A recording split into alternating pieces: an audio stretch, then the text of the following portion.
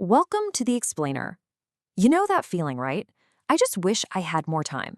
But what if the real secret isn't about getting more time, but about investing the time we already have a whole lot better? Today, we're going to break down some seriously powerful advice on how to stop wasting time and start living with way more intention. So let's just start with this idea, because it really sets the stage for what's at stake here. This isn't just about checklists and productivity hacks. No, this is about the very substance of our lives. It's about life itself. So, first things first, what does it actually mean to waste time? I think we all have a vague idea. Maybe it's being unproductive or just, lazy. But it actually goes a little deeper than that. Let's look at it through a really cool metaphor. Okay, I love this. Imagine your time is like a bottle of water. Every single day, you get a new one. But here's the catch. It's not a bottleless bottle. There's a finite amount in there. So wasting time is when you take that precious water and just pour it on the floor. It's any activity that gives you nothing back. You know that empty, kind of regretful feeling after an hour of just scrolling and scrolling? You realize you're actually more tired than when you started? That's what this is. You've just dumped your water for the day. So how do we stop pouring our water on the floor? Well, we're going to walk through 5 key strategies.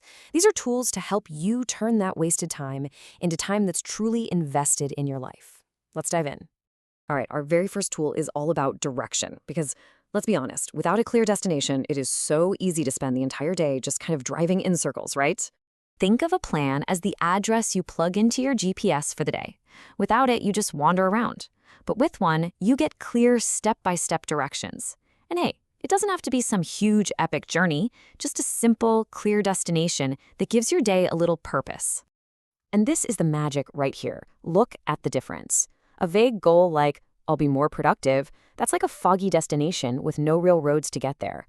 But a tiny plan like, I will read 1 page, well, that's a specific address. You know exactly when you've arrived. And that tiny little feeling of accomplishment, it builds momentum for whatever's next. Okay, let's move to our next tool because this builds on that last idea perfectly. This one's all about finding the hidden value that's just scattered throughout your day, usually right there in plain sight. So picture your time as a pocket full of coins. We all value the big coins, right? The 1-hour blocks. But we often treat the little 5 or 10-minute coins like they're worthless change, and we just toss them away on distractions. But here's the thing. That small change really, really adds up. And these small, often overlooked moments, that's your pocket time.